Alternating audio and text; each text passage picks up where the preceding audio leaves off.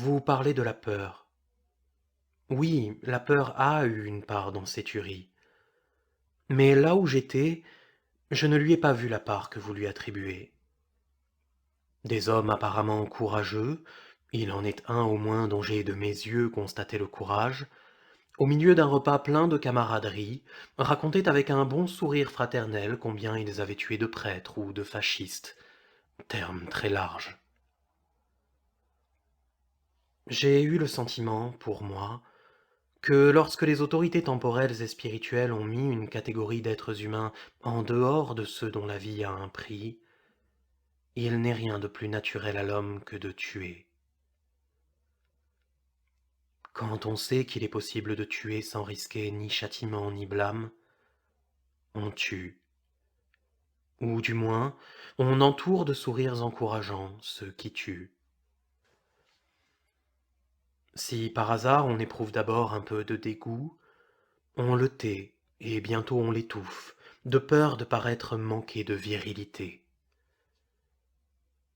Il y a là un entraînement, une ivresse, à laquelle il est impossible de résister sans une force d'âme qu'il me faut bien croire exceptionnelle, puisque je ne l'ai rencontrée nulle part. J'ai rencontré, en revanche, des Français paisibles que jusque-là je ne méprisais pas, qui n'auraient pas eu l'idée d'aller eux-mêmes tuer, mais qui baignaient dans cette atmosphère imprégnée de sang avec un visible plaisir. Pour cela, je ne pourrai jamais avoir à l'avenir aucune estime. Une telle atmosphère efface aussitôt le but même de la lutte.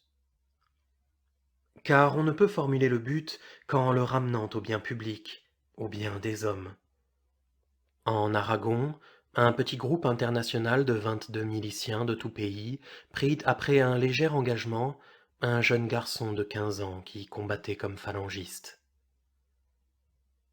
Aussitôt pris, tout tremblant d'avoir vu tuer ses camarades à ses côtés, il dit qu'on l'avait enrôlé de force.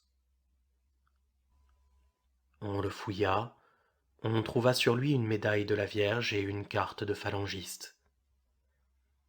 On l'envoya à Durruti, chef de la colonne, qui, après lui avoir exposé pendant 1 heure les beautés de l'idéal anarchiste, lui donna le choix entre mourir et s'enrôler immédiatement dans les rangs de ceux qui l'avaient fait prisonnier contre ses camarades de la veille.